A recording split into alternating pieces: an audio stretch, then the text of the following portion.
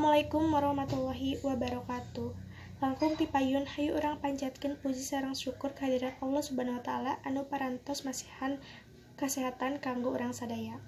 Tepangkeun wasta abdi wa fanidul haq di dieu abdi janten panumbu catur kanggo medarkeun ngeunaan kuota gratis bantuan ti pamarentah. Kukituna supados henteu lami hayu urang buka ku aosan basmalah. Bismillahirrahmanirrahim. Para pangjejer sareng pamilon anu ku simkuring dipihormat sataacan nencak ka acara salajengna simkuring seja nepangkeun para pangjejer anu bade ngadugikeun kamandangna. Nu kahiji nyaeta Bapak Ade Prayoga salaku kepala sakola. Wilujeng enjing Bapak hatur nuhun kana kasumpinganana. Nu kadua nyaeta Ibu Yeliza Fajriah salaku guru basa Sunda di SMA ieu. Wilujeng enjing Ibu hatur nuhun kana kasumpinganana.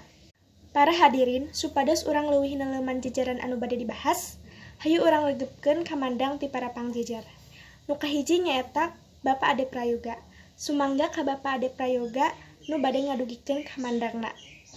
Hatur nuhun ka Bapak Ade Prayoga anu parantos ngadugikeun kamandangna. Sae kacida pisan. Parantos muka pandangan ngeunaan bantuan ti paparentah. Kukituna murid nu tadina teu tiasa diajar online teu aya hambatan deui kanggo diajar. Salajengna disumanggakeun ka Ibu Yeliza Fajriah nu bade ngadugikeun kamandangna. Hatur nuhun ka Ibu Yeliza Fajriah anu parantos ngadugikeun kamandangna. Mugia naon anu dicarioskeun mangpaat ka urang sadaya. Kukituna ku aya musibah corona ieu, kuota bantuan ti pamarentah tiasa dianggo ku hal nu positif. Pangjejer nu panungtungan nyaeta Maulidah salaku perwakilan murid nu kenging kuota bantuan ti pamarentah. Disumanggakeun ka Maulidah. Hatur nuhun ka Maulidah anu parantos ngadugikeun kamandangna.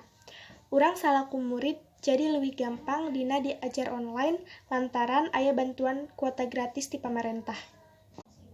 Teu karaos, acara nepi ka acara sejen rengse, abdi salaku panumbu catur nuhun dihapunten bilih aya cariosan anu kirang merenah dina manah. Wassalamualaikum warahmatullahi wabarakatuh.